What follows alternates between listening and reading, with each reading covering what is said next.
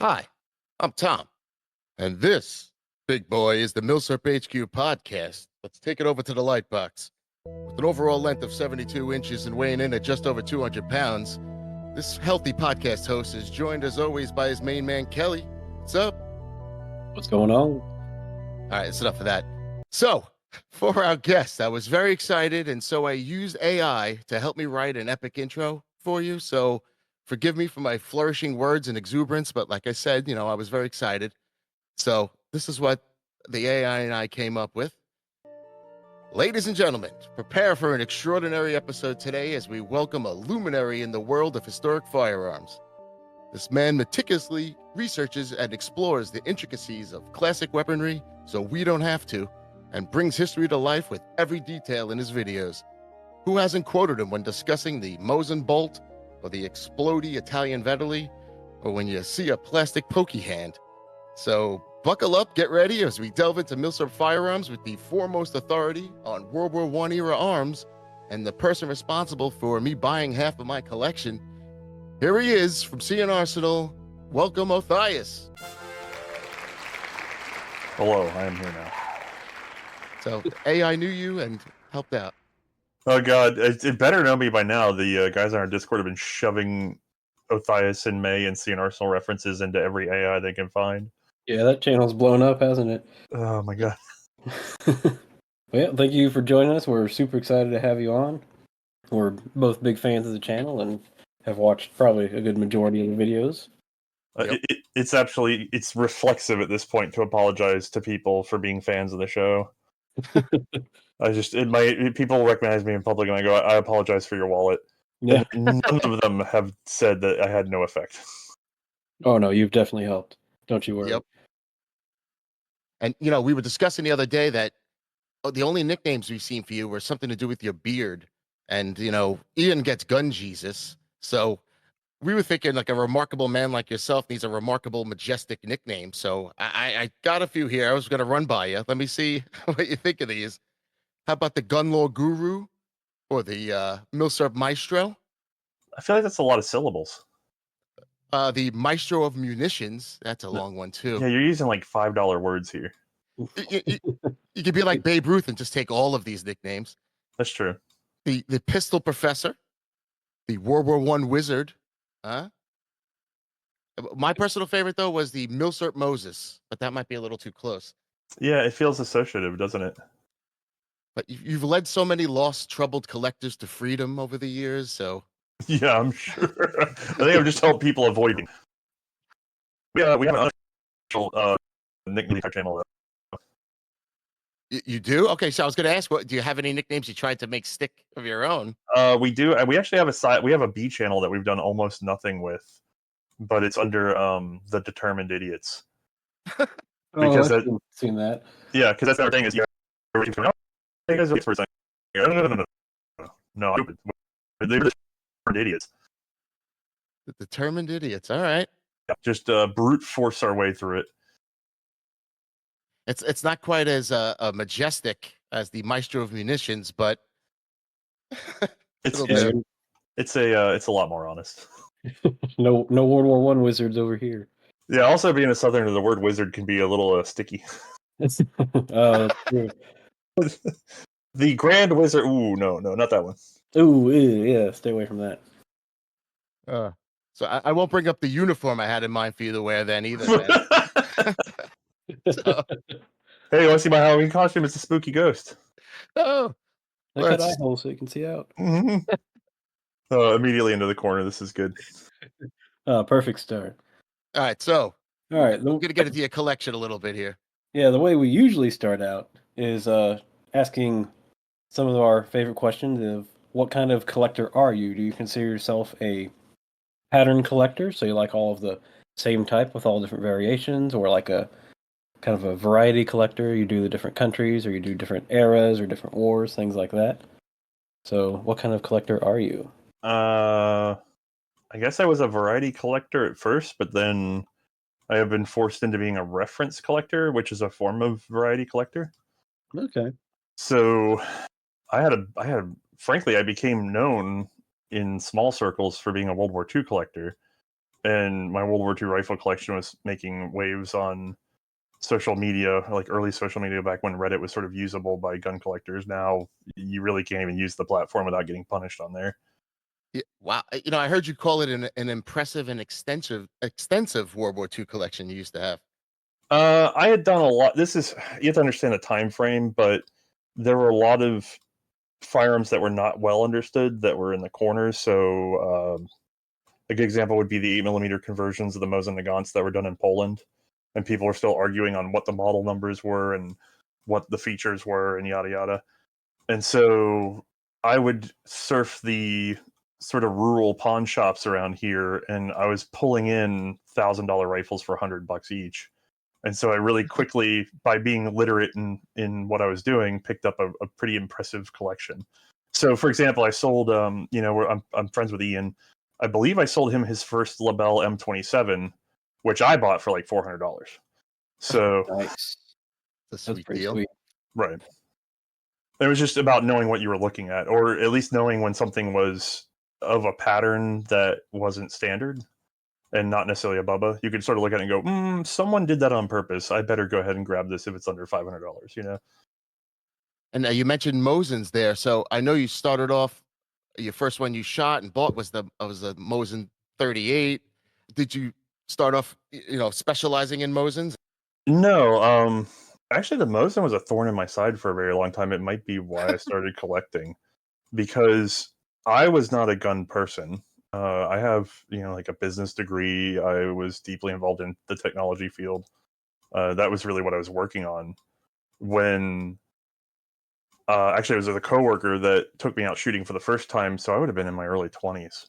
And then a week later, his girlfriend was not too thrilled about the Mosins that he had, so he sold them to me. And it was a pair of them, a rifle and carbine. I split them up. I just gave one over to my roommate, kept the carbine for myself, and then I did that thing where you start wondering what the markings mean, and you start wondering what makes it different from other rifles and why. But some people go deep into that particular gun, right? So is it just Mosin stuff you're in, or you spread it out into? Well, at that time, I believe 7.6254R was available, the website. And what I found was everything was about sorting the firearm. Like with the Mosin history, even today, if you look online, it's a lot of sorting the Mosin. Like, oh, it's this Mosin or that Mosin. There's not a lot actually out there even today on why the Mosin, like what the Russians were doing, especially some of its feature decisions in 1891. When you start looking at other rifles, you go, I don't understand. Why did they choose this? Because it's a very odd rifle. We only think it's normal because there's so dang many of them, but actually it's a very strange rifle in a lot of ways. And that always bothered me, and as I collected more widely, it kept bothering me. And I certainly eventually found hints that it was clearly influenced by the Labelle, by the Berdan. I suspect there may be some influence coming from the Hotchkiss side of things, just because of what the Russians saw. But eventually, I believe it's Chumak who wrote the book that is now available in Cyrillic, that actually explains, here is the order of operations that they undertook. And it makes so much more sense because they just took the Labelle barrel, they downsized the ammunition to save on weight and material. Then they said, we need a single shot rifle that uses this smokeless ammo and this barrel. And so that creates this bizarre bolt action that's really built around just being a single shot and has all these sort of organic extensions off of it because you're doing one thing, locking it in and doing the next. It's not it's the opposite of John Moses Browning. It's non-holistic. It's incremental. But all that stuff wasn't available when I started collecting. So they created a bunch of curiosity for me because not every other rifle, but most other rifles, you could, if you got into it, find that history. The incremental design decisions in the Mauser family are very, very well documented because there's so many different Mausers that show that evolution. Right. So I guess the Mosin's the opposite of that. But anyway, I never could get a good answer on the Mosin, which drove me into being very skeptical of everything I read about other rifles, because people would represent they had a lot of knowledge, and then you'd ask them, and then they really didn't have anything other than sorting what was already available. And that's how you ended up going down the rabbit hole. Yeah, it's how I started I started reading every source I could. I would consolidate the data. I created a system for keeping my notes and comparing my notes and deciding what was more valid or more likely to be valid. And so I started having this sort of like habit of trying to over organize just for myself because I have a terrible memory and it was so much to go through that I just started writing articles for myself just so I could understand the problems that the questions that I was asking myself. And then I started publishing those online on a little website and on Reddit and things like that. And because I took the time to take extra photos and things, I got fairly popular. And I realized if I wanted to keep doing it, I'd have to switch over to video. And then the rest sort of spilled over from there. Nice. That's a good way of doing it. Just your own little passion project that blew up. Yeah, it's actually, if you talk to Ian, it's a similar situation to his origin where he was just sort of hoarding data in one place and trying to get people to send him data. But his is a little bit more like, I'm just going to take all this data and when I need it, I'll pull from it. And mine was a little more, I'm trying to compare the data as I bring it in. Right. It's very frustrating that there's not a lot of information on these guns when you think there should be, lots of documents and arsenal paperwork, and then you realize that it's a lot of word of mouth in this. Yeah, there's a lot of that. And then a lot of the earliest books didn't cite their sources very well. So we struggle with that with Samuel Colt. There's so many books about Sam Colt, and none of them give, individual citations that correspond to particular letters or anything like that. So, oh God, is it hard to know for sure whether an author's telling you the truth or not? People wouldn't do that. Just go into a book and lie. There's a beautiful Browning book that just came out by Nathaniel Gorenstein, I believe I'm remembering his name correctly. And I hope I got that right because he's a very nice gentleman. But he did the most recent Browning book, and boy, was it much better organized than anything that was available on Browning before. Ooh. I actually need to remember to send him an email asking him to do the Sam Colt book because Sam Colt's story is so fascinating and so poorly told to date that most people don't even understand how insane he was. I still have a hard time believing a lot of Bill Serp stories and books ever since I was quoting Backbone of the Wehrmacht to everyone, and I was told the information I was quoting was proven wrong already. It was a heartbreaker. Yeah, I mean, we go through that. You can only do so much. You know what I mean? You have to choose to put your faith in someone that's doing the research because you can't research everything individually yourself. And so it's about choosing who to put your faith in. And there's a lot of that on our side as we're sort of trying to divine who has the best, most likely story. And we don't always get it right. We've reworked episodes when other books have come out later, and it was very clear that the more updated book had better information. Back to your collection a sec. I'm sorry. No. No, good. I was dying to know here. Do you care about having an all matching and bayonets and slings and the condition being excellent, or? Well, I've never been wealthy enough to chase the bayonets in addition to the rifles. That's accessories expenses are huge. I can't stand leather accessories. As a matter of fact, I have to fight with a lot of the people that loan us things. I tell them, do not send me the bayonet, do not send me the leather. Because I have to find a way to keep track of all that because I can't store it with the rifle. That becomes too long. And then I don't have a lot of square footage here. I live in a very small home. So it's weird, but it's always a huge problem to try to track down where I stored somebody's piece of leather sling or whatever. And then leather is always the first thing to fail. So I'm terrified of it being in my hands when it fails. Right. So do I have some of that stuff? Yes. Not a lot of it. And do you care about matching bolts, or if it's rare enough, you'll take it? I mean, I would prefer matching just for the sense of everything being correct to the piece at that time. So right now we're working on the Argentine 1891 Mauser episode, and there's a number of minor incremental changes that happen to those guns, and having matched parts would help you understand that evolution. But as long as you have the features you need in order to display the order that you need, I personally don't think it's a big deal. For my collection, I tend to be Matthew LaRosier, the attorney down in Florida. He came by and, we were doing that thing where you're going through my collection, or when I visit him, I'll go through his. And he actually said to me, he goes, I'm really glad you're not stuck up about what firearms you have for references. And I say, well, no, as long as all the pieces are there, and as long as I can sort of understand what the finish would have been, even if it's not in great shape, I personally don't mind because it's telling me the story that it needs to tell me. Like a crossed off mum is all right then. Yeah, oh no, I don't. Would I prefer not to have those markings? Sure, but I understand that they're just little fragments of the history, you know? Yeah, and I guess it comes down to dollar value as well. If it's twice as much for an all matching example, then it's just Yeah. at the end of the day, it's just a number. Also, it's a minor issue compared to other things. I have noticed a lot of our images were used to develop video games. So that weirdly has made me more cautious about what I put together in our images, because if there's odd mixtures of early and late parts, I try to avoid it if I know, because I've That's pretty seen funny. I've seen video games in which certain cracks in handguards and things have been interpreted as intentional. No. And so I'll see a rifle in a game and I go, that is absolutely John's Mosin carbine that he lent me, because they assume the crack that was in the handguard in the photo was a feature, and they've cleaned it up. Like that was in, I can't remember which game it was now, but I looked and I went, that is John's Mosin carbine. Oh man. Like I just knew. That is funny. Yeah. So, but no, for my collection, I was doing World War II rifles. I had a couple handguns just for the fun of it, but not many.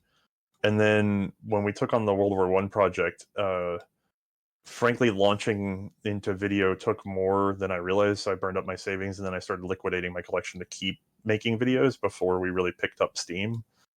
And so launching C&Rsenal actually consumed the bulk of my World War II collection, which was sold off to keep sort of burning the fire in the desperate attempt to not have to go back to a regular job. So for your collection, did crazy. you mostly focus on like the standard issue arms, or are you into like the more weird stuff? And did you also do like modern stuff in addition to Milsurp? So at that time, I was trying, for the World War II collection, I was trying to have, it was a weird mix, because I was doing that thing, I don't know, you guys know what it's like to be very OCD or compulsive in your collecting habits. So you make these rules for yourself so that you don't blow all your money and start shivering like a cocaine addict.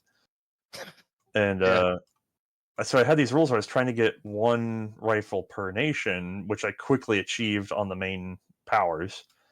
And then because I still had the hunger, I was coming up with obscure variations of rifles while I take the main rifle. I take like a Berthier from France that I wanted to get because I already had the Lebel and I already had the Moss 36, and I'd already assigned them to whichever power. And I started going, well, wait, what do they use in this colony? What do they use in that colony? Yeah. And so then like every fraction of a possible power was registered as a possible thing to get for a rifle. And what I really wanted is I just wanted all the World War II rifles, but I was just unwilling to admit that to myself. That's how you make us buy guns. Like I don't know about some of these Indonesian, nil rifles or stuff, and then I watch them on your show, and then I go, shit, I think I need that now. Yep. Oh man, another one to get. Yeah, so that compulsive need to sort of explain everything so that I could have it probably helped enable this. Yeah, I think all of us collectors have that in a way. Like we'll get this for now, we'll upgrade it later on and sell this one. And end up keeping both because they're both a little different. Well, where I'm at now is the World War II collection has been scattered, and I'll probably never rebuild it because I wouldn't even have the space to if I wanted to. I obviously picked up a number of World War I things because when my attention focused there, I quickly found it was a neglected market, and again found a whole series of things that were mislabeled, misidentified, underappreciated. Probably the biggest one there is I actually owned the air service rifle that we filmed with. Nice. And I found it because somebody thought they had ripped me off selling me a Sporterized 1903 for $1,000. So they were like, wow, that sucker bought $1,000 Sporterized 1903. And I'm going, I think the last one of these things sold for like $20,000. I was just so happy to spend $1,000 only. Did you ever tell the guy afterwards? No. All right, so that's good. He's thinking he got one over on you. Yeah, it was like an online sale. He had blurry pictures. I mean, the only way I knew what I was doing, and I still kind of risky, but the pictures were so bad. I was sitting there like squinting, but I could see the wrist of the gun, and I could see that there was no inlet for a lower sling swivel. And as far as I can understand it, I don't think there were any 1903s that were never inletted for lower sling swivels. Now, you might be able to find somebody that filled one in after the fact, but there would be signs of that. And this was like a virgin wrist. There was no sign of any inletting at all. And I went, I'm pretty sure that's real. I probably would have thought it was Bubba if I saw it. Yeah, I would have scrolled right past. Well, that's why I mean everybody else had it. It had been there for a while, actually. The reason we found it is we started looking for. I actually still have it. I had found somewhere at a gun show an original rear sight for one, and I thought, oh, well, if I could find an already Sporterized 1903, I could at least make a replica because I see the magazines every once in a while for like $100. I could do this as a side project because I've got the rear sight. If I find a Sporterized job, it won't be that bad. It'll look right. And then while looking for a Sporterized one, that's the one I found. And I went, wait. Wow. I mean, it had been there for months, but nobody had looked at it, Yeah, the front of that is the way some other Sporterized 1903s I've seen have been done, like that snub nose. So I guess it just blended in. Yeah, there's a couple other tells, but I don't know. I had somebody asking like really specific questions about how to tell a fake from a real one, but they weren't sending me any photos of theirs. And I Okay. realized that somebody was probably trying to make a fake and Yeah. grinded me for the details. And I'm going, Yeah, maybe not. Can you send me the 3D scan of it, please? So yeah, I did. I ended up with some World War I stuff here and there, and generally, just when I see it and I know it's the right price, I will if I can. We have gone from being okay, like the show. I burned a lot of money to start it. Then I was broke for a long time, and then we slowly built money back up. And then, frankly, for a short period, I was flush with cash before we brought Mae in full time, but I was also dying. So then, when we brought her in, we took a huge financial loss on that. Because you basically have, if you imagine, we had gotten the show big enough to have almost two incomes, and then she had her own. Poor May being described as a financial loss. Yeah. Well, if you think about it, it's like you have this. She had a regular job, and then I had a job that was paying almost two salaries, but they were small salaries, but there's two of them, so that's three salaries. And then when we onboard her, we lose 1/3 of all that possible income. And then half of mine goes over to her to pay her at a lower rate than what she was on her own. So like, it really destroyed us for a couple of years, and we've never really have recovered. That was the most money we've ever made in our lives, easily. A Because reset. yeah, and we thought maybe we'd be able to build it back up to that, but it has not been that case. Because right after we onboard her, all of a sudden our numbers start dropping. So apparently, me working 120 hours a week is the only way to go. Well, the public I've spoken. Oh, that was so. I mean, it was either lose the show or, take the financial hit of bringing her over full time. Because it was at that point I had gone about a year by not sleeping 1 day a week, and that was how the show was getting done. Oh yeah, can't do that. Was YouTube bad back then? No, see, that's the problem, is we were getting better views on YouTube. So the projection was if we could just get Mae over, we'd keep on the course we were going. But I mean, we did Project Lightning and we never recovered. I don't know what it was about Project Lightning. I don't know if it just put us in the view of YouTube, but that's when the doom spiral started, actually. Project Lightning was a curse to us financially, which is weird because everybody loves it, but Yeah. it absolutely wrecked our metrics. Yeah, that's weird. Yeah, that's one of those, I wish I knew what was really happening behind the curtain things, because I think that might have just been what finally got us enough attention to be labeled as dangerous. Oh, okay. Put you on the back burner after that. Yeah, or I've had suspicions that YouTube detects automatic gunfire, and Project Lightning was nothing but machine gun sounds. So. That makes sense. Right. On paper, it looked bad. Yeah, so I have some World War I stuff laying around now, and then, to be frank, I've accidentally become a revolver collector because no one understands revolvers. They are pretty dang cool. So actually, if I was to say I'm a collector of anything, I guess I'm a collector of revolvers, because I've been trying to grab certain patterns so that I could get in there and unpack what the heck is going on inside. Commercial as well? On rare occasion. So there's a handful of commercial designs that I feel are influential on the military designs. So I keep my eyes out for them. But I mean, obviously, any revolver I see that I don't understand how it works, I stop and take a moment to figure out how it works, and then roughly what date it came from.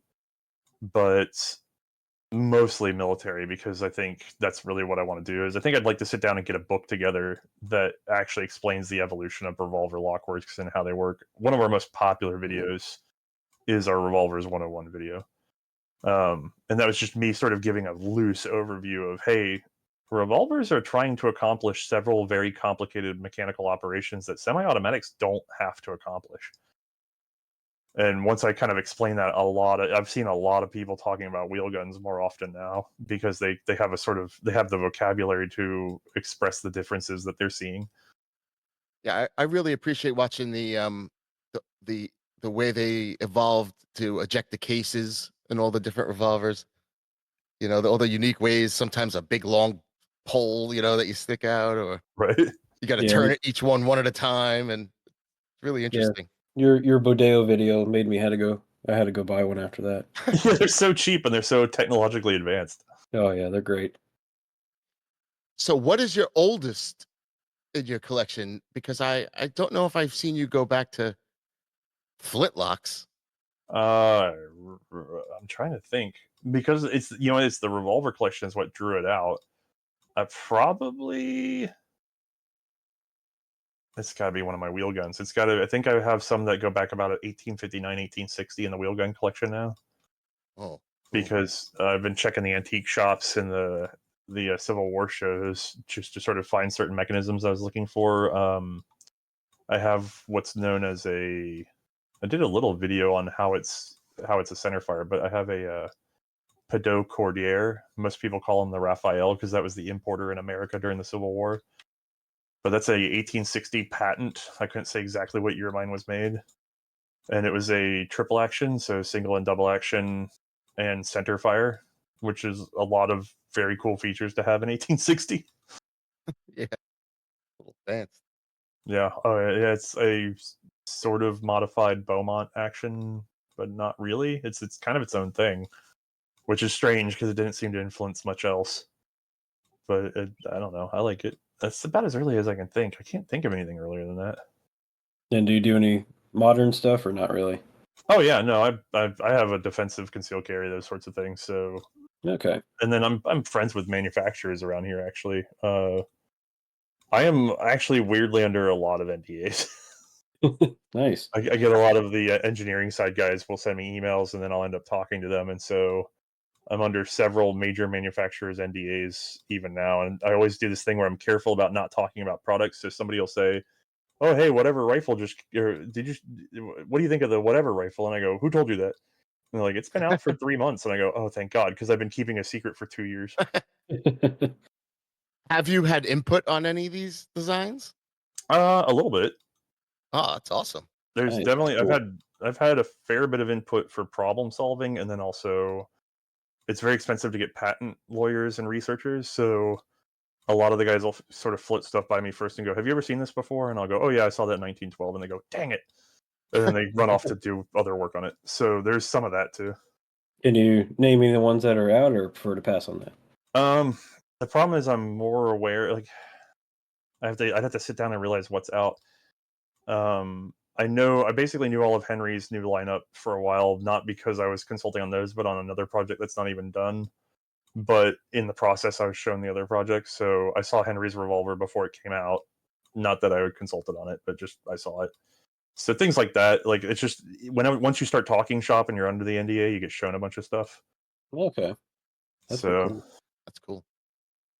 All right, I think we pried into your collection a little too much here, so I'm we'll sorry. move away from it. It sounds like you had a great World War II collection, and you still miss it. If I had to take a hint, I mean, it was certainly easier to shoot that collection because the ammo wasn't as bizarre. Do you have any? What were your favorites to shoot? Say like the top 3 or so. I mean, I don't mind a Garand. M1 Yeah. carbines are always very pleasant to shoot, though. That's like a toy. Yeah, my son's favorite. I shouldn't have let him use that because that's now all he wants to shoot. 30 car. Well, at least there's a little more 30 carbine now. Yeah. Like not a lot, but it's more than there was for a while there. Yeah, that was so much fun. And then I mean, I've always been happy with Mauser shooting. To be fair, I will say nowadays the stuff I like shooting, I have I really like the 6.555, so the Swedish and Norwegian guns, and then weirdly, I love I have a Brazilian Mauser 1907 that we just picked up cheap to get through the show, and then that's just a 7mm Mausers across the board, but especially the long barreled ones are so pleasant. on like a 700-yard range. I mean, you can just drop them in. Well, we were going to ask later, but you said 6.5 and now you said 7. So which is the best Mauser round? 6.5, 7.65, 7, or big 8? I'm a huge fan of 7. Oh, But the problem is, can I say that that's the best universal cartridge? I can't. But I am close. my thing with 6.5 is the same thing that the Italians kind of ran into, which is that you start with a 6.5 because you have bottlenose projectiles and you're trying to get a flatter trajectory, right? And then there's weight savings and other things like that. But once you go to Spitzer and boat tail bullets, the 6.5, not that it does get advantages in Spitzer, but the advantage gain isn't as much as when you go from like an 8mm bottlenose to an 8mm Spitzer.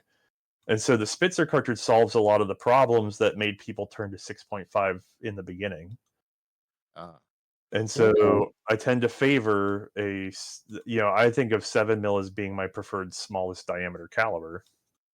I think there's some validity to why. I mean, there's certainly a reason why 8mm stuck around, but you see everybody kind of goes back to a general 30 cal for NATO. And everybody keeps kind of doing ammo experiments these days, but guess what we keep finding? We keep finding everybody ranging between 7 and 8mm over and over again. Like it's just a cycle that keeps repeating itself. So, given that you're only going to have so many performance gains in any given direction, as a historical shooter, I find 7mm to be the most pleasant to work with, and it shoots very accurately for me. And the rifles that tend to chamber it are usually foolproof because they're usually just Mausers. Is that why the Carcano didn't go to the Spitzer round sooner, because it was minimal in the benefit? Yeah, because why bother? There was no real benefit. Not at least not enough benefit. I mean, there was some because obviously the Swiss and the Swedish and the Norwegians eventually went to Spitzer, but for the Italians, they went, at the ranges we're fighting, why the heck would we change? Like, why would we give up sectional density? Why would we do all this other stuff just to get a little bit flatter when we're really fighting at under 300 meters? And so, and I haven't done the heavy research on this, but that's why you see them move over to 7.35, which is actually that shorter case 7.35 is a very smart cartridge. It's just that they couldn't get it done logistically. Yeah, bad time to introduce that. But I actually, it's funny. Everybody loves to kind of crap on the Carcano, but at the same time, I get a lot of people that tell me, "Oh, you do all this min-maxing between bolt actions, but at the end of the day, it's a bolt action. Does it really matter in combined arms?" And I kind of think the Italians are right. They're like, "No, it doesn't matter. These are cheap. We still know how to make them. Make them for limited range. Make them with limited range sights. Make them really light and easy to carry around." I mean, Carcano Universal TS carbines or the quote-unquote cavalry style Moschettos are excellent mechanized carbines before you get to the modern era. They're just wonky. So what is it that doesn't click with the collectors that keeps them fairly cheap? Is it that their wonkiness? Yeah, they're distinctly unpleasant to shoot and work with because they have weird sights, and then the clips that you're not really supposed to reuse, you've been reusing them, so they don't feed right. Right. Like they're pain when they're 100 years old, but at the time they're probably. It's one of those things of like they spent the least to get the most, and it turns out again everybody likes to make fun of what is it? Mil spec is the lowest qualified bidder. Carcanos are mil spec. Right. All right. So let me make a quick note here. During our research, I've noticed that you've answered a million questions. You've given your opinions on a million questions. So it's kind of hard to ask you stuff that you haven't been asked before. Oh no, nobody listens to an entire single episode of ours, so you can ask the same question 18 times and it'll be fine. Oh, No. perfect. No, as long as there's traffic, I get to listen to entire episodes. So, and it's very hard to watch Mae shoot when you're driving, let me tell you. But so we tried to get some fresh questions, some different angles on stuff. So, you got to forgive us if we ask you something you've been asked before, but, No, you've asked so much.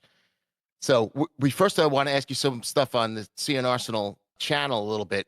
And I first wanted to know the ampersand in the name. Has that been a pain in the ass at all? Extremely. I sincerely regret naming the channel C. It's been, even just trying to register stuff online for library. I have a huge amount of that registering, so it's a little easy to pursue copyright issues because we were having major problems when we were just releasing stuff on Imgur back in the day. And just that process alone, it's like government websites don't like ampersands, so you have to have alternate spellings everywhere you go. C_Arsenal. Yeah, or it's just spelling out AND, and then trying to get people to go to the website. So we actually ended up registering oldgunshow.com. Yeah. So if you just go to oldgunshow.com, it takes you to C&Rsenal, but we're also welded to that brand. C&Rsenal has a lot of goodwill, and so we can't just change the name overnight. But good Lord, I regret that name so much. Were you close to being named something else? No, it's just one of those things I kind of thought of and slapped it together on the site. It's look at Tau Flatermouse. Tau Flatermouse's YouTube channel, where he shoots the exotic shotgun rounds. Yeah. That was just a username for him because he had combined the word for Tao, like the Tao Te Ching, with Flatermouse because he was watching The Tick, and they had their Flatermouse in that cartoon. You remember that? No, I don't remember that. Oh yeah, there's a character called Der Flatermouse in the cartoon, the Fox cartoon version of The Tick, and Tau Flatermouse and I both love that cartoon. So I immediately recognized it. I said, "Did you name yourself after Der Flatermouse, but from The Tick?" And he goes, "Wow, you're the only person to guess that." And I went, "Yeah, it's the same vibe." Shit. And it just stuck. Yeah, so then he just goes around like that. Or look at like Iraq veteran 8888, who he's like, it's like everybody says it's a hate symbol. And then he says, I just really like Dale Earnhardt, and we all know, like people who know him, not that he said it, but I believe that he just hit 8. Right, that he put in Iraq veteran and it was taken, and then he put Iraq veteran 8 in and it was taken, and then he just kept hitting 8 until they took it. Like I can guarantee you that's what happened. Yep. That's great. And C&Rsenal. Sometimes the people put CAND Arsenal, like Arsenal after. Then you get spelling misspells. I get C&R Arsenal, Carsenal. Yeah, I knew that had to be a pain in the ass. And from a computer programming perspective, the ampersand was always trouble. No, it was a stupid move. And then, by the way, the logo we put on the original website was the N book, and then we haven't done the Garen to date, which upsets everybody. I forgot about that. That was going to be one of our questions. What's the episode everybody bugs you to make other than the 1911? We're over the hump because before the number one most requested episode was the Lee Enfield until we did it, and then everybody yelled at us, and then they wanted the 1911 after that, and then once we did that, everybody effed off. Like for the amount of complaining about the 1911, you'd think the views would have been astounding. And don't get me wrong, they're higher than usual by far, but it did not turn into a smoking crater of views because people like complaining more than they like actually participating. Oh yeah, for sure. Right. There's thousands of memes about it, though. I mean, I made some of those. That's funny.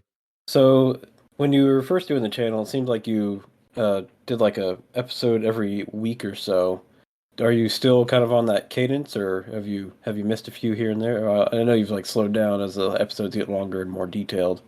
No, we haven't actually. We set a pace of an episode every other week, and we have met that, excepting the occasional special.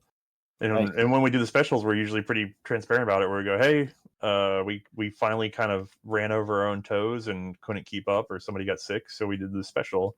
And we try to keep some special ideas in the back pocket because people do want to see the top 10 whatever, or some other side opinion like the Revolvers 101.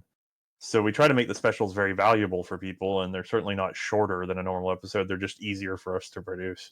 Okay, nice. That's impressive. But no, we have not given up our every other Tuesday release, except I believe during the Great Sickening, if I recall correctly, we might have shifted 1 week. It's almost a decade of that, right? Jeez. Yeah. Well, I had read so when I started the channel, I went with consistency is king, which is why a lot of the data is designed to be able to let you compare stuff across different guns. It's why we have a very dry outdoor filming style, and people are going, why didn't she run it? Why didn't she do X, Y, and Z? And the answer is, well, it's just a demonstration of how the gun works. It's not a demonstration of the most tactical way to use it. It's just, okay, like even men of the period would have just lied down. They wouldn't be standing there in a field. They would be on the ground using it, But if I film it on the ground, it's a lot harder to film the gun. and show you it working. So we don't do that. Yeah, I like the consistency. Like every episode, you know what to expect and what angles you're gonna see. How the close-ups will be, how Mae will be. Right. And then I don't know. Do you ever read Schlock Mercenary? Do you know that comic? No. Oh, he was a webcomic guy. He's a sci-fi webcomic, and I had been reading webcomics since 2000, maybe 1999. It was just a daily habit to kind of click. When I first opened up Internet Explorer that day, I would just look at my webcomics, and I'd go about what I was doing. It takes about 8 minutes to read them all. And Schlock Mercenary was the only one since I was a high school student that had a printed one every day. I mean, he never missed a day for 20 years that it was in serialization, and then he, after 20 years, he gave up the project. And it was still ongoing when I started the show, and I went, I don't want to miss my deadlines. I obviously can't do something every day because of the size of what I'm doing, but I'm going to hit every other week. And that was Awesome. a very stupid promise because I have never actually gotten below a 60-hour work week ever since then because it's just a stupid promise. Yeah, our next question was going to be like, what's the average amount of time that goes into each episode? Because we know it's got to be a lot because they're very detailed and great episodes.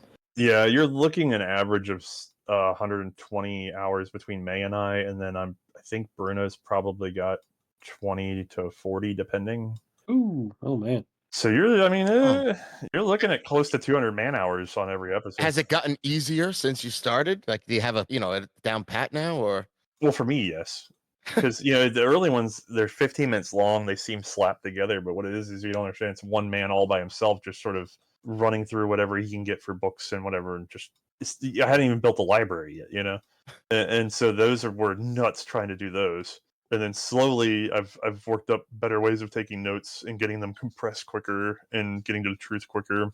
I have probably 100 episodes that you could arguably call partially written, in the sense that I just have a folder of references to firearms that we haven't covered. So if I'm reading a book on the Adams revolver and something comes up about Webley that I've never seen before, I immediately stop what I'm doing, open up the folder, and punch in that data and the page number so that I know when I come to that episode later, I can grab from this resource, So Great. A lot of times now when I start an episode, there's already a Word document where there's a note from myself 3 years ago going, hey, don't forget to read this paragraph again. Right, and if you went to the effort to put it in there, it was something important, probably. Right. Good to know. I mean, there's been some amazing things tucked away in books that aren't about that topic. And so that part's gotten really much better since I started taking notes that way. So he streamlined it down to 120 hours. Yeah. Bringing in an animator was a huge thing because we were doing those 2D animations, and I say I was doing them. And those were labor intensive as all get out. I think I had 20 hours in each of those 2D animations to begin with.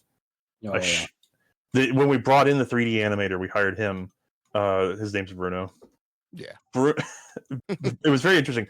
I was showing Bruno how to do like what we were doing, and I was showing him how I was doing it in 2D, and I had basically brute forced some certain operations in animation that I didn't have to. And he's going, "Oh my god, if you had just been trained in animation, you could have saved yourself so much time." And I'm going, "Yeah, no, I did it this way." And he goes, "It's kind of schizophrenic and brilliant that you were able to streamline it as much as you did without actually knowing anything about how to kind of get around these problems." Yeah, like a guy learning guitar on his own versus the trained guy. Right. And then, fun fact, once he started animating for us with magazine rifles and pistols, I noticed that there's a sort of a time creep that was really bad. And we also had some, I don't know how to call it, like inconsistencies in, between round 1 and 3. And I said, "Aren't you looping these?" And he goes, "Well, I can't loop them because you're doing 5 rounds and I have to feed each round from a different position each time." And I said, "No, you don't."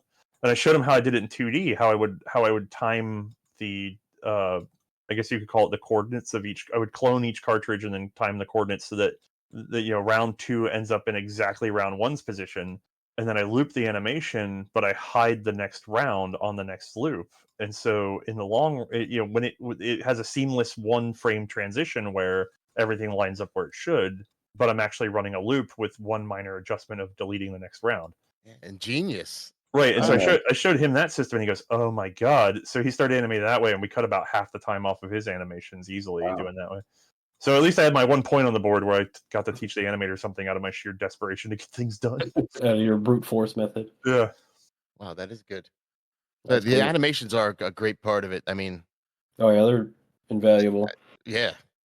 Yeah, the queen of the 2D animations is the Luger, which is when I finally lost my mind because I had to create. There was no way to explain a Luger without having two angles, and so therefore I had to do two animations that were timed to each other, which is like doing 2.5 animations, and that drove me insane. Yeah, That's when I was like, I need an animator. I can imagine. 40 hours. I mean, So you covered most World War One guns. So what percentage though do you think of the guns that were still used in World War One that you never got to or did a show on? maybe 5%. I don't know. Whoa. In terms of a percentage, I'm not sure, but I could tell you pretty quickly because I have spreadsheets like you wouldn't believe. Yeah, Kelly said you probably have lists of all this stuff, and I was like, I don't know if it's 30% left Yeah, or I'd like to do a rehash 2%. on some of the Monliker straight pulls because there's sub models that we didn't really hit tight enough in there. And But if I scout this real quick, and those episodes that you haven't done, is it because you can't find an example, or you just haven't gotten to them yet? I can't find an example usually, or we can't find a supporting example. So I had somebody offer me a Schwarzloza at one point, and then couldn't find him again. I know, actually, now that we're talking, I need to send an email. A friend of mine actually, this is awful. A friend of mine told me he just bought a Schwarzloza, and I went, oh, good, we can finally film that. And I said, wait, where'd you get it from? And he named another guy who I've known for 5 years who could have told me, but he didn't. So, like, we haven't done the Schwarzloza. There's a number of iterations of He the knows Belgian. multiple guys with Schwarzlosas. It's I crazy. mean, there's really like two floating around. Yeah. The there's some submodel stuff where like I really have never gotten to photograph a bunch of examples of certain guns, but we covered the main line of them. That's fine. I never got to cover like the Maxim 1912, which is a submodel, so it's not that big of a deal. The big one for me that really makes me upset is we haven't managed to cover the Saint-Étienne 1907 or the Pitot 1905. Those are two big machine guns. There's a Saint-Étienne here in South Carolina that I could probably arrange to shoot, but like half of the mechanism is missing. And so I've even gone so far as to try to arrange with other museums because the stuff that's missing is like sights and cover plate. So they're not operating parts of the gun. And so I've really tried to kind of spin that and get some museums to help me out and be like, can I borrow like just these parts? Because they won't actually be doing anything. They're just going to be on a gun that's running. And even that's not good enough for a lot of museums. So I'm like, crap. So trying to put together a 1907 to film has been a nightmare. Let me see. I haven't shot either the Walther Model 6 or the Dreiser 9mm, so there's two horrible 9mm German blowbacks. The ones that I know of are with people that do not want to shoot them. So if you can't shoot them, you're definitely not doing an episode on it? I could, but the problem is a financial one at that point. We came up with a system for how we would do an episode without shooting so that it would be modular to accept a shooting segment later. But at the end of the day, I have an audience and a budget, and we're not wealthy people. I could quit C&Rsenal right now and be a manager at McDonald's and make more money, and I'd have health insurance. So I can't stop production, drive across the country, or even fly. But flying means risking the equipment not showing up, which is even worse. Yeah. So I have to drive to wherever it is, film it. There'd be no shooting segment, so that means no Minute of May, no shorts, no nothing can come from it that's any good. And so I get 1/3 the value and no promotional opportunities with it. And yes, the data's out there and that's nice, but it's just not good enough to kind of keep the show moving when I could just go do a World War II firearm and everybody would love me for it. Yeah. So we Yeah. have a standing offer to do the Mondragon. However, Whoa. that's very involved, and I need to wait till good travel time. So the Mondragon will get done, as far as I know. I'm also That's waiting cool. on some data because there's a gentleman in Mexico that's been doing more research on those. So the longer I wait on the Mondragon, the more we know about it. And then I've never gotten a hold of it like a self-slaughter carabiner. So the Mauser 1916, the Flagger rifle, Yeah. I played them in video games. Yeah, I've never laid hands on the. I mean, everybody would love it if I got a hold of the Russian automatic, but I haven't gotten a hold of that. Fedorov, yeah. Mm-hmm. That's a big request, but there was supposedly one in the Aberdeen collection. If anybody knows where it went, please God tell me. But there's supposedly one in the Aberdeen collection, However, a big chunk of the Aberdeen small arms collection is missing. It's just off the radar. That doesn't mean that somebody doesn't know where it is. Like, I'm sure it was boxed up and put somewhere on purpose by human beings. But it seems that whoever did that is not plugged into the curatorial network that I am part of, which is very large. But currently, I don't know anybody who knows a guy who knows where that gun got put. And there's all sorts of whispers about it being here or there or wherever, but I've never actually seen any of it resurface. So somewhere in the army storage, there is a Fedorov, supposedly, but I have never been able to figure out where to borrow it. That was one question I did want to ask of like the Curator network. Is that something you just kind of like slowly built up over time with like the kind of building legitimacy with your channel, or did you like know some people beforehand, kind of thing? Well, I built a one-to-one relationship with a number of curators and researchers. But then, realizing that that's not the way to do things, I actually created the only platform everybody could seem to agree on for the most part was Facebook, although still not everybody. The biggest number of people I could get would go on a Facebook thing. So I actually created a private group. I brought in Ian, who helped me out with it. And so I said, hey, Ian, do you want to do this with me? And he goes, oh, that's a good idea. And we just grabbed every writer that we knew of that was like an actual researcher writer. So if you're listening to this and you're one of those guys and you're not in there, let me know. And then curators of large collections and also collectors of very large collections, and specific collections, people who have a target. I've dragged in all those guys to one place where they post questions to each other that 9 out of 10 never get answered because they are they're the very hard questions, But that's great. You ask the question and they can go through their Rolodex and try to figure out where to find whatever you're looking for. Yeah, the few that do make connections are frankly very fascinating, and it helps out with those guys a lot. And it's also done a good job of letting them all know each other. So it's a nice system for me because I don't have to run it, and then a lot of guys have been able to help each other out without me even being involved. So that was a very nice thing that we put together. Oh, other things we haven't covered. I haven't gotten a hold of a Fiat Ravelli yet. I haven't gotten a hold of a Perino. We shot a Villa Perosa, but I actually haven't managed to do the episode yet. Once you start rolling into World War II, are you going to go back? Yeah. Oh, well, we're not going into World War II. Oh. I mean, we are, but we are. I mean, we already have. Nobody noticed. Oh, wait, are you guys ready for the quiz? What's the World War II episode of C&Rsenal that's already out? The 1911. That's not World War II. Oh, well, I guess not. What was the other guess? Spanish, like Star 1921 or something like that. We haven't done the Star 1921 yet. Shit. Damn it. The hell is it? I mean, you're close. We did the Astros. Oh, the Astra, not the Star. Complete with German service all the way late into the war. The Astra, not the Star. I was close. But Spain doesn't count, so nobody remembers that that's a legitimate World War II episode we've done, but nobody noticed.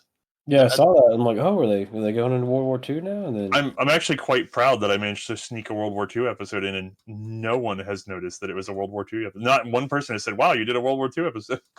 Yeah, people would have lost their minds if they realized it.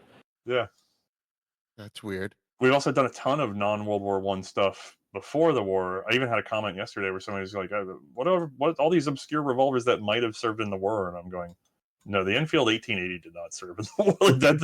That was just an episode about the Victorian era. There was no mention of World War I in it. Yeah, people seem to all think that you're only World War I and anything else. Well, the problem is it's smarter and easier to work backwards because you can tell them where things came from.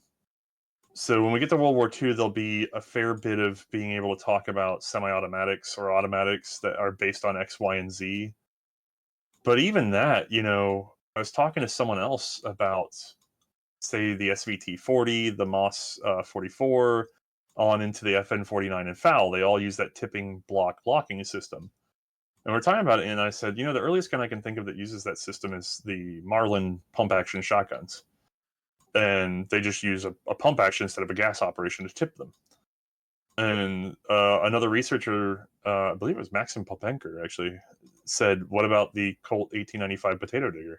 And I went, oh my God, because it's a machine gun. I didn't even think about that. But you're right. It uses a tilting block like that.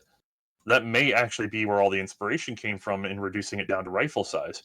Has anybody said that out loud? Like, this is the first time I'm saying it more publicly too. But has anybody made that speculation before that moment? Because I mean, somebody might have, but it wasn't me, and it wasn't in a book that I read. And you're kind of going, "Oh yeah, these things come from somewhere. What does that mean?" So, do you have a full list of your World War II guns in order that you would like to do them in, at least? No, I can only do strings if I'm lucky. I would prefer to ease into World War II. The sort of loose plan is to kind of high-low it to do. So the obvious thing to cover would say be like a Car 98B and then the Car 98K, because that's a very good way of explaining how the Car 98K came to be. Yeah.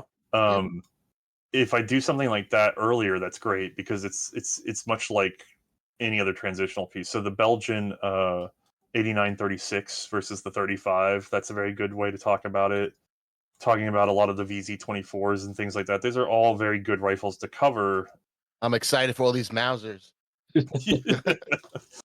They're all good rifles to cover as sort of a transitional period, but the problem is they're going to get a little boring because transitional guns like that are just cut downs or whatever. Yeah, I was gonna ask if you were gonna do all like the interwar guns, and there's a Right. decent amount of like pistols in there, but yeah, all So- those Mausers are boring. The way Hey. to keep that more exciting is to go backwards and pick up some Civil War stuff. Yeah. And then that way you kind of can high-low it because there's some weird stuff that happens in the Civil War that people are just not aware of technologically. Yeah, that'd be So cool. that gives it a little pepper. And then as you get through a little bit of that, like once you've sort of got the major bolt actions covered, then you open it up on the semi-autos, because until you kind of talk about the sort of the world standardizing on the short rifle, you can't really explain the introduction of semi-autos and what they were trying to do. Right. And appreciate that kind of power. Right. Yeah, and a lot of the bolt action episodes seem like they're pretty much mostly covered by the World War One series for like the Car 98K and the 9130 and things like that. They're just short and long rifles, so they'll be pretty easy to knock out. Then it gets interesting with the semi-autos. I also I can't wait to talk about submachine guns as a whole concept.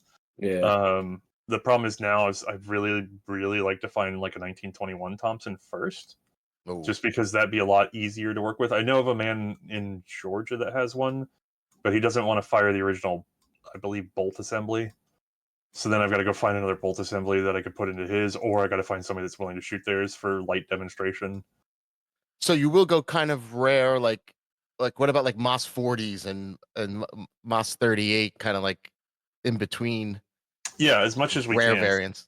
Actually, Cool. the Mosses represent a very difficult process because you're kind of telling a bolt action and a semi-automatic story at once, and Yeah, that's a little weird to try to figure out how to do between two separate episodes. It's But exciting. we have access to a pure Moss 44 right now, so that's an easy one to start on. The problem is getting the Moss 36 in place and figuring out which way to do it. But that's probably going to be a fairly early semi-automatic that we talk about. It's also a good one to talk about in terms of providing that weirdness factor where you're going, no. They kept thinking that they were going to share production across these things, like they did with the attempt at the RC7 1917 to use Lebel parts. Yeah. Same idea kind of comes up again with the Moss 36 and the 44, and you're going, this is worth talking about and getting it all together in the right package. And we were looking into it, like they were working on the semi-auto from like 30, from the time of the Moss 36 all the way up to 49. So Well, I mean, they were working on the semi-auto from like 1900. It's taking forever. The French were doing an amazing job, but they kept getting stuck with their foot in the we already spent money on this. I mean, it's the sunk cost fallacy plus death by committee, all wrapped into one big horrible mess. Yeah, they're good at that. Yeah. The French repeatedly have excellent conception and terrible execution. So World War II has a lot more experts, it seems, than World War One. So do you have any plans for any guests that might come on now to help talk about some of the World War II guns? Probably not. Just because of the format of the show. I mean, I don't mind sharing spotlight, but the problem is we've had significant problems trying to work with others because we are very much streamlined assembly line with long hours put in. I mean, we've done it. We have one that's unreleased right now. We had Rob from British Muzzleloaders down last year, actually. Oh, cool. But it's been a year since we did that, and nothing's been released. So, Oops. yeah, I mean, and to be fair to him, all sorts of stuff has come up in his life that I'm not really privy to share. But like, this is the problem though, because for us, unlike others, like, so if you're Forgotten Weapons, you have a fairly large budget available to you. You have lots of supporters, but you also have income from the platform, and you can sort of pay to operate the business. And then if you're below the C&Rsenal level, you are a hobby level and you have a day job, and that's what pays your bills, and you just do what you want to do when you want to do it. We're on a schedule like Ian, but we don't have Ian's budget. And Yeah. so we're kind of stuck. It sounds simple to grab somebody and just have a conversation. The problem is double checking anything that's being discussed, understanding where their references are coming from, and then bundling it into a C&Rsenal production is difficult. We could create another show, but if we do that, we've always been if you watch the channel, we try very hard to do things consistently every time. So the Minute of May became, a format. Like, everything's templated, I guess I should say. Right. And so if I start doing interviews, then I have to do an interview template. And if I do an interview template, then there's a release schedule of some sort.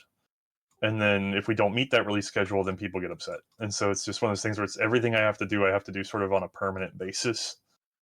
Right.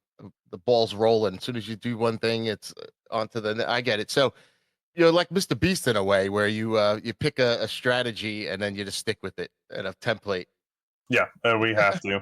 It's because it's very actually hard to put.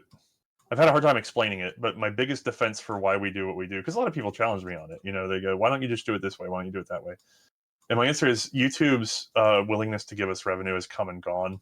Their willingness to even host some of our content has come and gone. The alternatives are all very weak. What we do well is we actually gather patron funds at a level that is beyond our current reach. If you look at what an average episode of C&Rsenal turns up in terms of viewers, it's not quite that many. I think it's an average of 50,000 people watch every episode that is a primer episode. And yet we're able to take that small number and turn it into enough support to have an animator, 2 unfortunately lower paid people but are full-time paid employees, and then the ability to pay for ammo, travel, insurance, all that other stuff.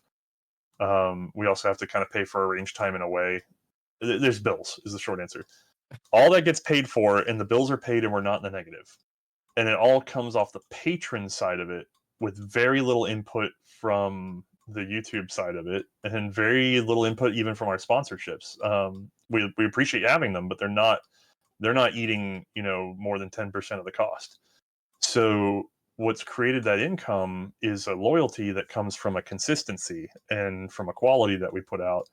And so as much as it gets tempting to sort of do all the things that YouTube wants, and to do the things that people say they want to see because they're the ones that are bored on the internet and can hound me to ask me that question over and over and over again, the ones that are asking me the questions over and over and over again are honestly not usually the ones that are opening the purse strings.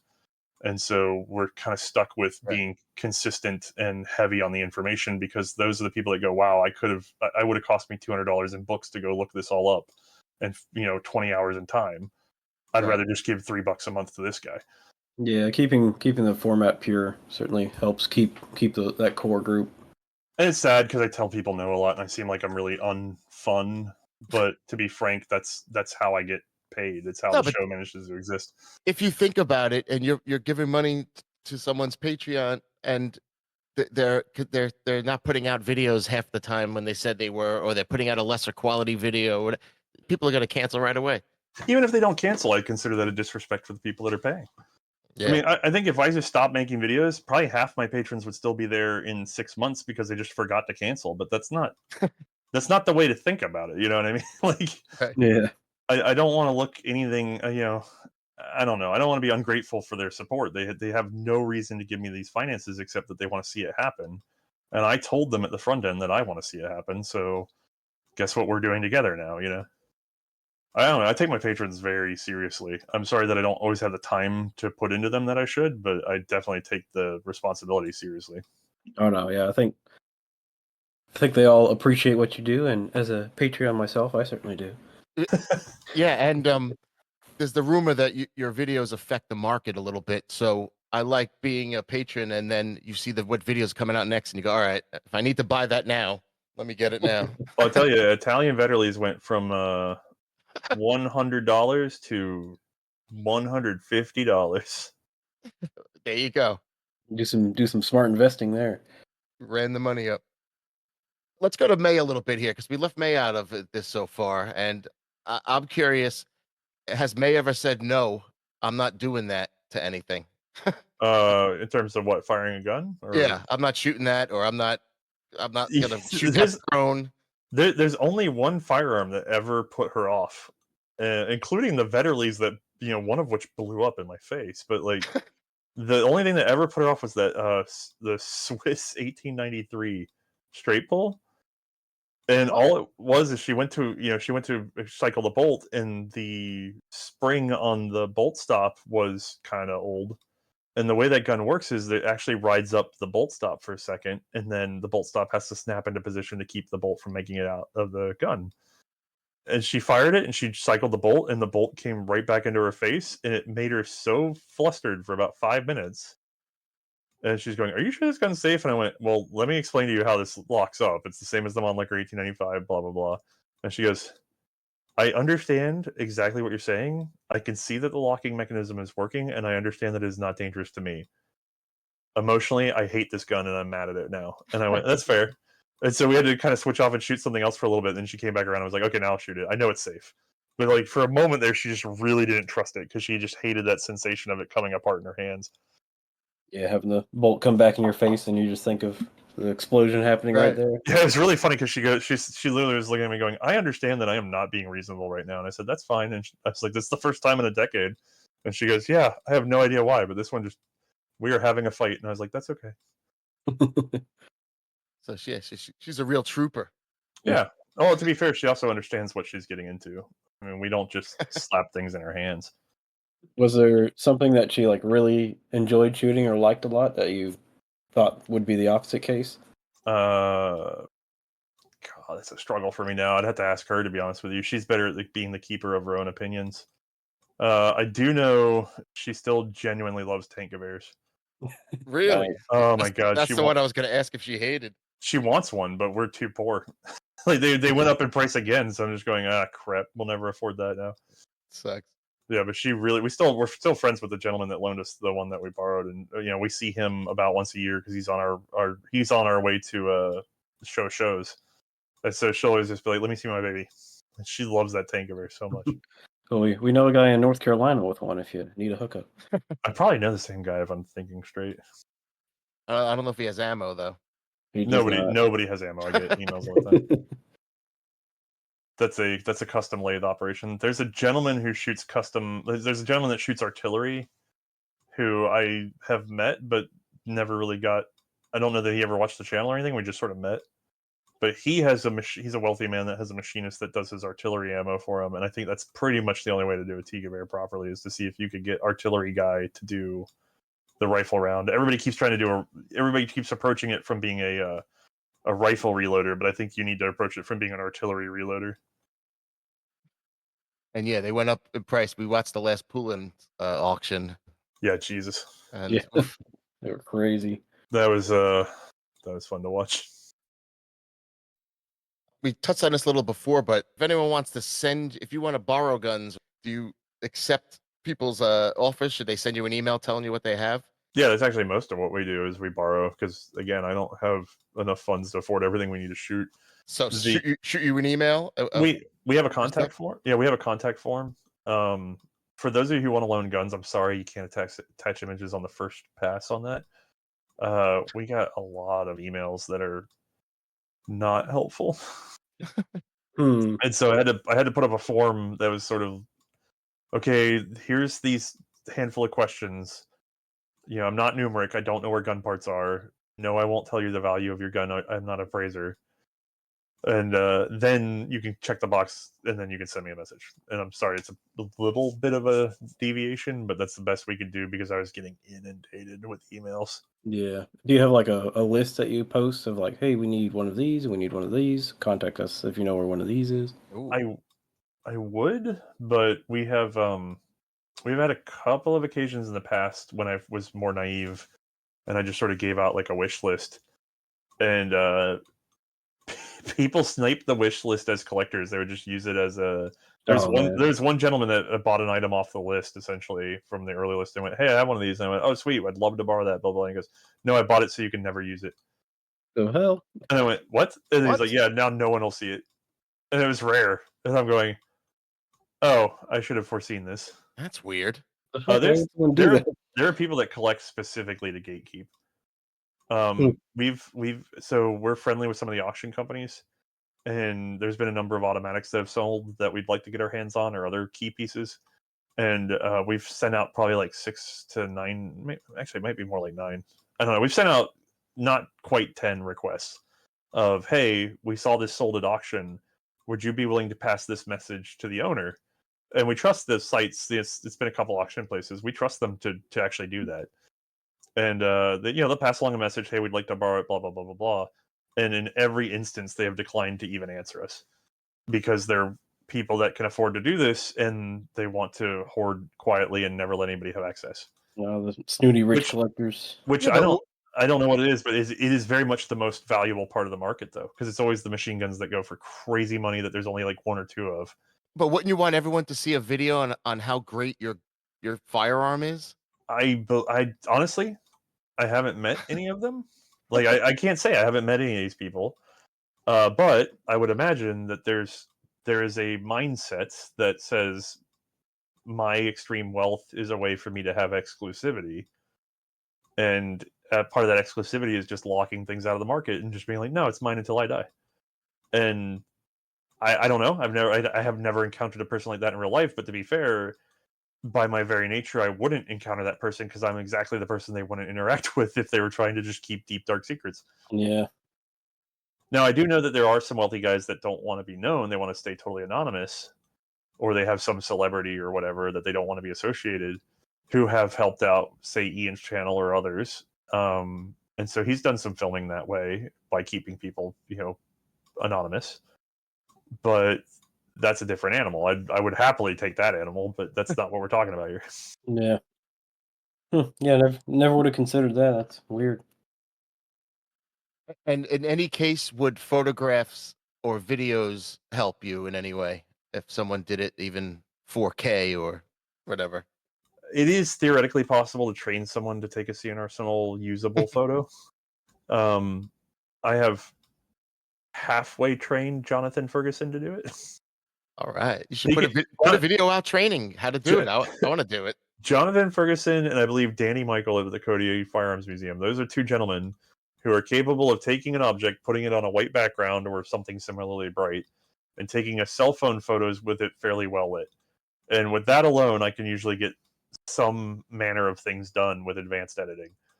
But generally not as useful though. Like it's only when if I need a very specific piece, I can ask around the curators for something like that. But for the most part, your average person unfortunately can't generate the photos that I need to work with. And even if they can, then technically I don't have rights over those photos, so I'm going to spend a number of hours editing them and then cataloging them, but not being able to profit by them if I need to later on. So, other than firearms and photos, could viewers help out by sending you like scans of documents or books that they have that you might not be able to source? Or are you pretty good on sourcing those? I mean, I'm usually a great sourcer, but if you have encountered especially original documents referring to obscure non-English firearms, then that's great. So usually if it's in English, that's very accessible to us. But we've had some guys reach out from around the world with Spanish documents or things like that. Spain is actually the worst for us right now. Holy crap, I would love a Spanish expert. We've had guys reach out here and there for us in that regard, in terms of turning up data, not money, but data. We even had a gentleman who was trying to help me out with the revolver research we've been doing that came in from Denmark, and just by hearing out what I wanted to find, goes over to the Danish archives, starts asking questions. Then he starts talking to the Danish military, and basically just gets let in everywhere. Like he's having a great time. Like he's gone all through their army archives and everything. He's pulling original documents out for like dimension drawings for the Madsen rifles and stuff like that. And it's just like, yeah, it Wow. turns out it was just sitting over here in a corner and nobody asked about it for 50 years, you know? And so just him coming in and asking for it, they're like, oh, cool. And they just pull it all out because nobody thought to come looking for it. Nice. Wow. Love that. And I like that now a lot of things are digital that used to be just, book format, that now people are taking the time to digitize even the foreign books I've been seeing coming over, in a PDF or whatever. Oh, yeah, it's great. International is great. We have so many books here now, and then it's gotten so much easier to read them. Before we used to have to use a fairly expensive machine translation software that would do OCR, and then we still use it for scanning whole books for our own internal use. No, I will not give you copies of my scanned books. That's a violation of copyright. I would get in big trouble with my peers, let alone the law. But we scan right. all our. Don't email those to me after this. Yeah. We scan all of our foreign language books and then translate them to English whenever we need to. That's awesome. The other thing I can do now, though, is most phones just have photo translation. So if I get in a book that's in a foreign language and I need to scout through it, I can kind of, using keywords, I can make my way through it enough to get onto the pages, maybe 5 pages that I need, and I can just snap photos with my cell phone and get quick translations that help me dial it in, and then boom, I'm on my way. So it's not terrible. It's gotten really accessible. The Google's digitization of documents has been extremely helpful. There's other resources like the BNF over in France has a lot of documents now. The Houthi Trust tends to have some documents that Google Docs doesn't have.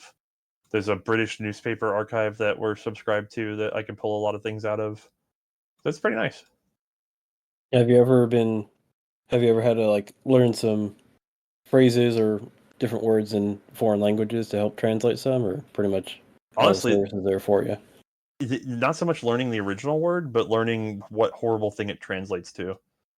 Because you get these sentences that just, I believe German, like the word for sheath translates to vagina. yeah. So you're just going, oh god. You just have to learn to just read through it. There's a lot of Dutch words that translate kind of weird. And so you just get used to what it's trying to say. I believe like the stock for a Dutch rifle, if you're reading about Dutch rifles, they instead of stock, it'll translate as flask. It took me a hot minute to figure out what it was talking about. Okay.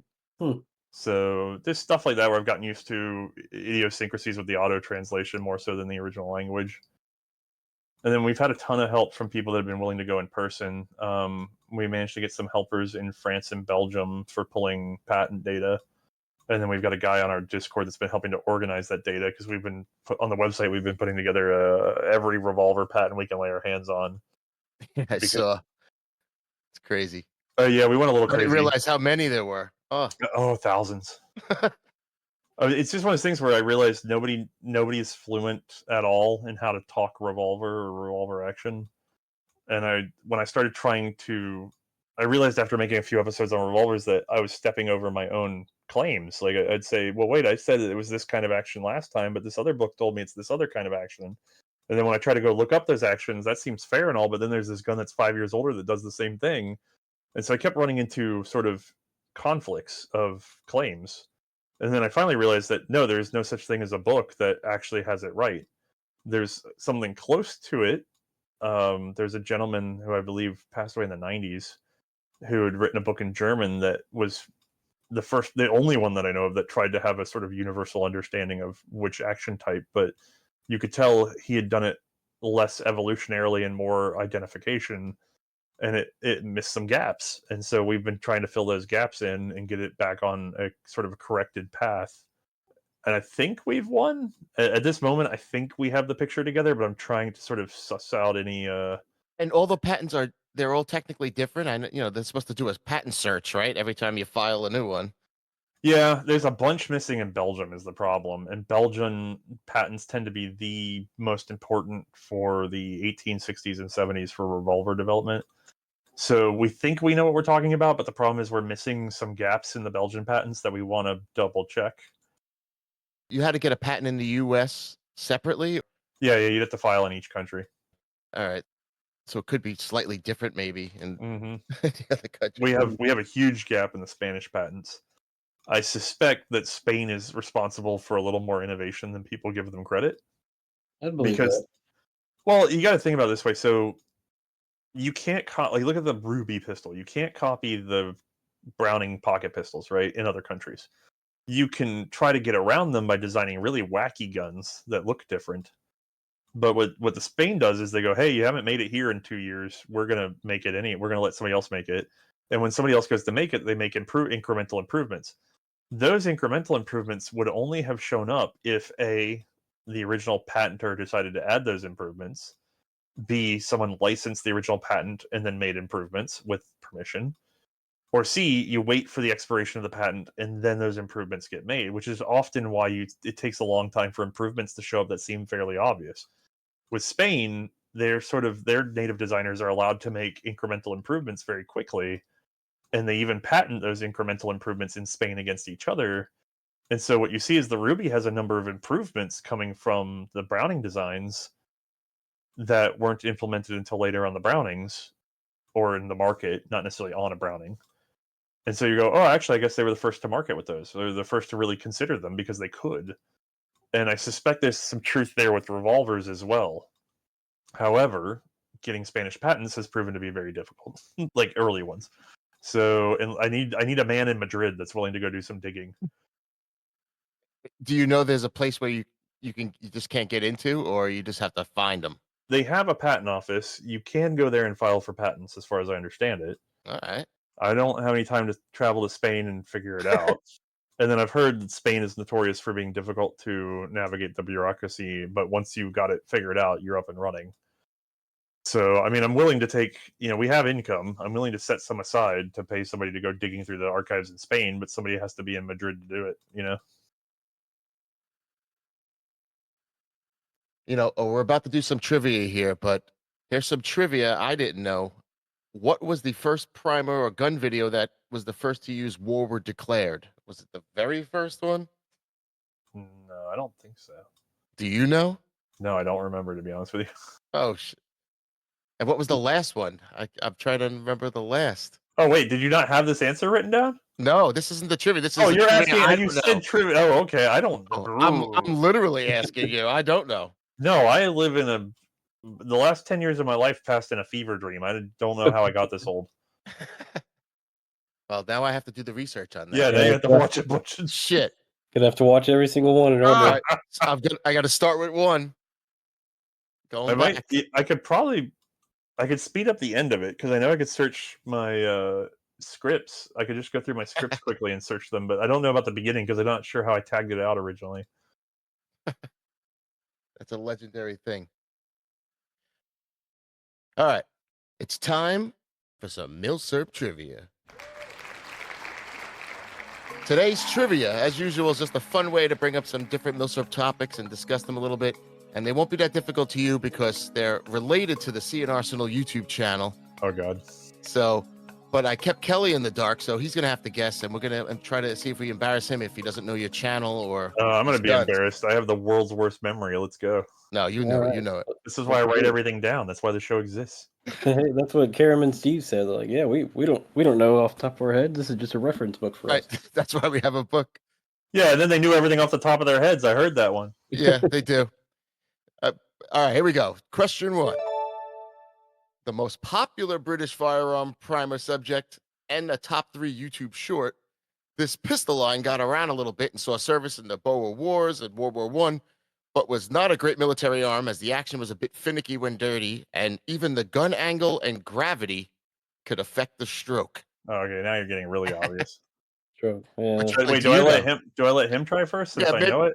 You probably know it. So Kelly, what do you know it? Well, I want to say the Webley, obviously, but You're almost there. Keep going. The Webley what? Webley Fosbury, the zigzag. Yes. There we go.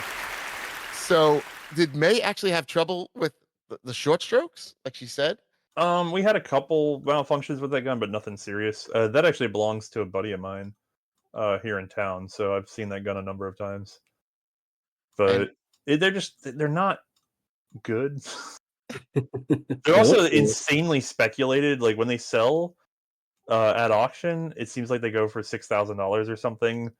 But somebody, I don't know how many years ago, somebody's like, I have to have 15,000 for one of these.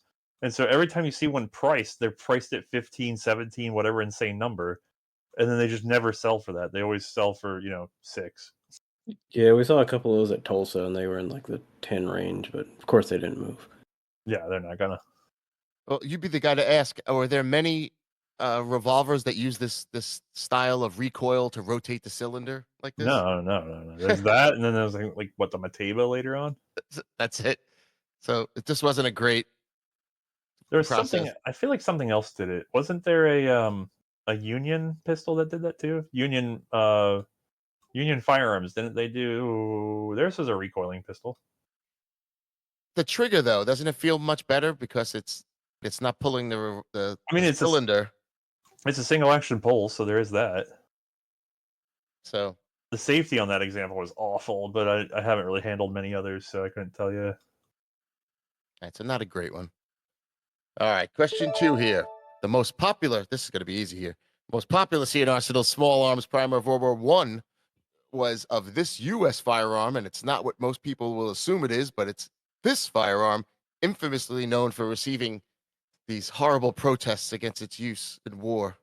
Oh, go ahead. Oh, I got this one too. Do you want the first pass though? You got to go. well, the trench gun, because it's cruel. Yeah, but which trench gun is the most popular one on the episode? Ooh. Which Is one? Not the 1897, because it sounds like, unless it's a trick question. Is it It is the 1897. Yeah, it's Oh, it definitely- was a trench gun. yeah, the Remington's way below that. Now, I read that the Germans adopted a modified 1897s at one point. Is that true? What? I read somewhere unofficially it said adopted modified 1897s. What did they do to modify them? I don't know. Now I want to know where you read this. Send me the Yeah, source. All right, I'll where'd you find read it. that? I will say, I get, I'd say 1 in 20 times I'm told I heard whatever. Well, I always ask for the source. I never back off asking for it because 1 in 20, it turns out to be true or adjacent to true for some reason. All right, Tom, pressure's on. No, it says here, despite protesting them, Germans did not listen to Ludendorff and decided to use and unofficially adopt the 1897 for their own use with modifications and named it Trench Mauser and mainly placed them with stormtroopers. What? Trench Mauser? It's on Wikipedia, so you know it's true. Oh my god. Okay, hold on. Now I'm gonna. What source is that citing? Click the little thing next to it. Parks 97. Oh god. In October 97, the Army lawyer, some article from October 97.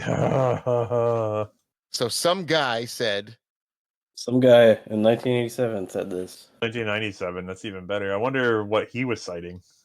Yeah, This is my job now, right? This is what I do. I have to go. Okay, who said that?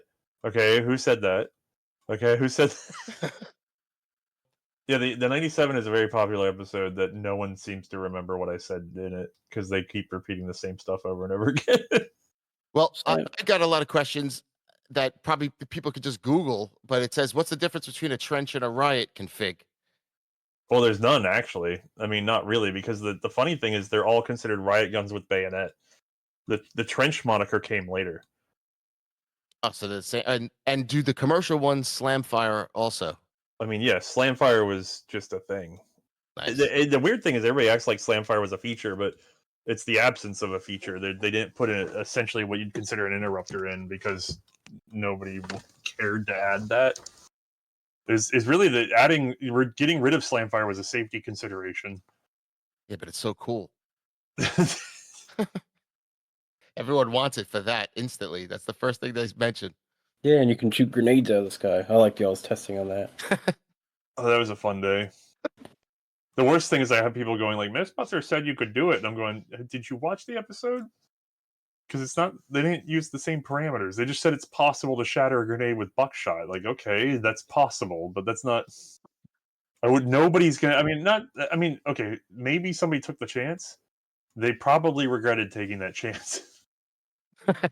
And also, before the trench guns were even issued, there were ads in magazines from DuPont Chemical that were depicting them shooting grenades out of the air. And I guarantee you that's where it all came from. Like, I can't be, can I say 100% for certain? No. But I mean, come on. This is the way media works, right? People see it in a magazine and they go, "Oh, they're Yep. using to shoot grenades out of the air," and that just became the narrative, you know. Yep. Those them grenade shooters. That's how it works. Yep. And what they were really doing is they were trying to sell skeet shooting as a hobby. So because this is so brilliant, they were doing everything they could to sell skeet shooting as a hobby because they had found that skeet shooters consume the most powder, which means they make way more money from people shooting skeet than they do from people shooting rifle competitions. That's a business.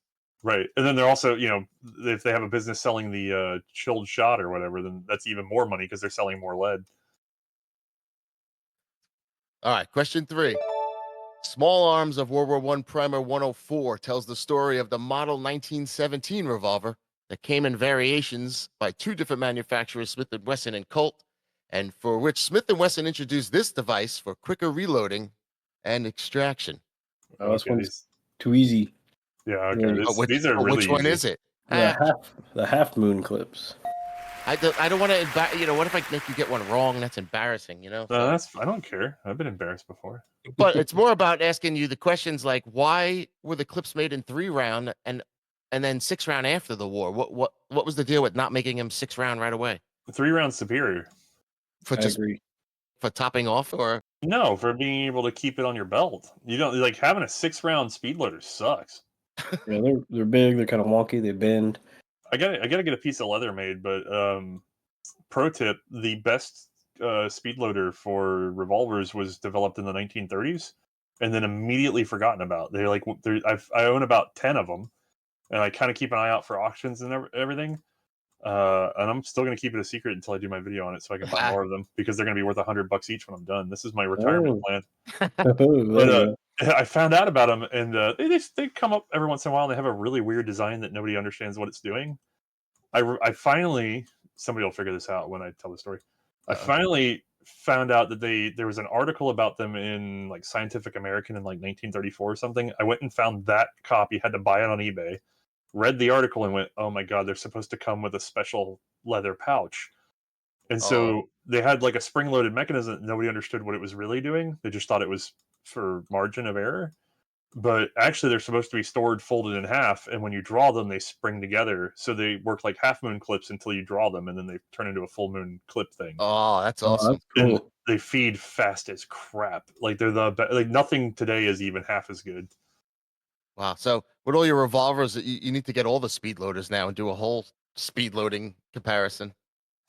I weirdly have a Perdeau on loan right now. Like, and you need a witty, like it's a trap. You need a witty name for it. That because that series went great. all 17 people that watched it. I was one of them. I was waiting for someone to get like hit with the trap. You know what? By accident. That's very scary when you're setting it. It's a trap. It's my favorite series we ever did. And I really want to do. I want to refilm season 2 because we've technically filmed season 2.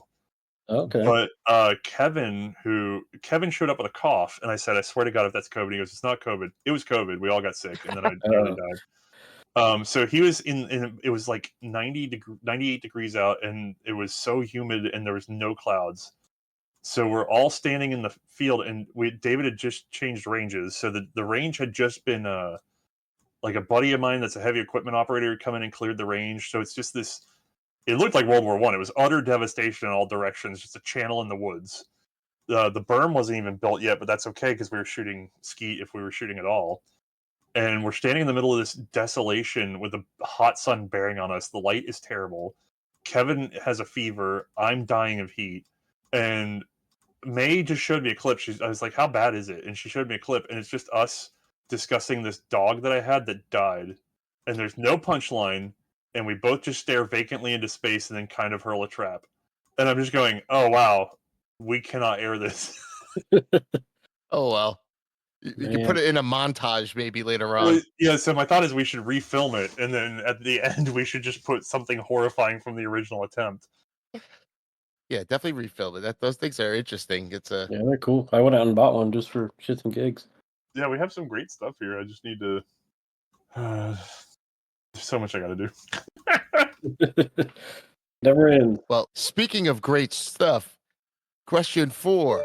The C&Rsenal's most popular YouTube short right now features Ian McCollum from Forgotten Weapons firing the Hotchkiss Type Universal, an amazing compact little weapon here, manufactured in France in the late 40s, and it was a semi-auto that folds and unfolds compactly and quickly. Now I'm going to stump you on this one, Kelly. It primarily was exported by France to these two countries. Ooh. Oh, I'm out. I have done no reading on that gun. I See? know Got him. some South American country got it. All right, yes. Venezuela? Other than that, I have no idea. Venezuela and Morocco. Oh, Morocco, that's cool. Oh, French influence there. Okay, that makes sense. So, did you try doing this breakdown that Ian did? Well, I mean, in slow motion, but no, not. Seems like there's a lot of pinch points on that. You know, everybody gets mad at me and they're like, "Oh, this guy's like a clumsy fat idiot," and I go, "Yeah, I'm a clumsy fat idiot. I don't know why everybody keeps thinking I need to be high speed. I am definitely not." I was picturing you both trying it out, and then Ian said, "I got it. I'm better at this here." No. It's actually the funnier thing is that particular gun you can overdraw the mag. So I have so many outtakes of him just ripping the mag right out of it and other stuff. So it was a lot of just like, let's just get this one thing together. There is if we can get to a second season of the hand trap series, I believe there's hand trap footage of Ian and I playing with a hand trap. I'm not sure how good or bad the footage is. I do know he suckered me like a jerk. How'd he do that? We were shooting trap with a gorilla gun, and I asked him how the hold was, but he's not a skeet shooter. So he told me the hold completely 180 from what it should have been. So I fire like 5 times at this thing and miss every time. And he's like, "Well, you really suck at this, and I'm good at it." And I'm just going, I'm gonna like, I don't know why. I kept holding on to, well, he told me it was here. What am I doing wrong? And then I suddenly went, wait a second, why am I believing him? And I switched the hold, and sure enough, blew it away on the last one. But by then it was awkward. So when I handed it to Mae, I said, "Don't listen to him. The hold is here." And she ran like 5 for 5, no misses. And I went, well, there's my revenge, but now I still look like a fat idiot again. Classic. All right, now going back to something in your range.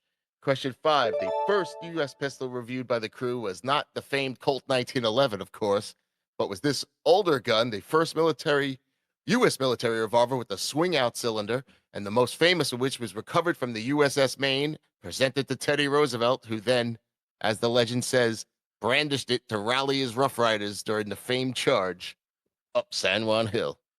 I know this one because I searched for one of these for a while because I was kind of had an interest in them, but it's the US 1892. Boom. So I'm trying to remember, was that a 92 or 95 that actually got recovered by Roosevelt? Do you have the link? I want to see it. no, I don't even have the pistol. I just have this here. Oh, okay. Oh, they're saying it was a Colt. A U.S. Colt New Army Model 1892. Okay, that makes no sense because that didn't exist. But it might have been Wikipedia again. I'm not sure. hold on, let me see what's going on here. Now you got me curious. So I live off of spreadsheets. So let me make sure before I say that didn't exist. But all right, let's see. I can pull up a spreadsheet like you wouldn't believe. So there was. Oh no, there was the Army. The Army picked it up in 1892. That's right. So 1894 was the second Army. So there was an 1892 Army. But why was an 1892 Army on a ship? Wouldn't it have been in 1889? Or wasn't there an 1895 Navy as well? Okay, it gets really confusing. So the Navy adopts the 1889 new Navy, which uses the. Okay, did you guys see the episode we did on the Colt 1878 double action big bore revolver? I have not seen that one yet. Okay, so the Colt 1878 is notorious for having no cylinder stop. Instead, the hand is also the cylinder stop. So the first swing out cylinder from Colt, the 1889, also does this. It has no external cylinder stops. And it turns out that's a bad idea for timing. It just doesn't work out well, especially under wear. So by 1892, when the Army adopts this new Navy revolver, they say we want cylinder stops. So that becomes the Army 1892 New Army. So now you have the new Navy, no stops, and the new Army stops. And then the Navy goes, well, we want cylinder stops too. Take these back and cut cylinder stops into them. So they go back and do that. And so you have technically what would be like, I guess, an 1889/92. And then when they buy more in 95, the Navy ends up with the Model 95. In which case they also picked up rubber grips. So the problem is, if you're talking about new armies and new navies, which are the same revolvers but not really, you have the model 89, the 92, the 94, the 95, the 96, the 99, and the 1901 before you get to the 1903 and the 1905. And all of those are distinct mechanical variations of the same handgun. That's fun. Which That's is why like, you need a book. right, which by the way, this is at the same time that you have the Krag Jorgensen 92 and 96 and 98, but then you have the 1901 sight and so it's like there was a period in American history where we were so schizophrenic on model numbers and features that there was no hope of having a parts supply that made any sense. Man. And then was it World War I that stopped, put an end to this explosive period? It's nonsense. No, actually, we got it together before that. Whenever we went over to the 1903, it was like, we have got to stop this. Although we didn't, because we did the 1903, and then we did the 1903-05, and then we did the 1903-05-06. But we don't say it that way. We just covered our asses by saying, this was always the 1903. That's weird. Then why is the bayonet the model 1905? What were you guys doing again that you did it with the Krag and the revolvers? Nope, don't talk about that. Yeah, no. All right. For our next section, I think we're coming to some FUD lore. We call this section True Shit or Bullshit. So we'll have just a few quick little FUD lores here that you can just... All right, that's it for part 1 and the quote-unquote interview part. Next up is part 2, which is mostly all Milsurp firearm-related questions and where we find out lots of Othais' opinions. We also talk some FUD lore, do another speed round, ask some what-if questions, and actually talk some shooting, some range day decisions, reloading, even get into some modern weapons. We talk about a lot in part 2, so definitely check it out. And if it's not out yet for you, head over to Milsurp HQ over at Patreon for the early release. That was Othais' idea. To be continued.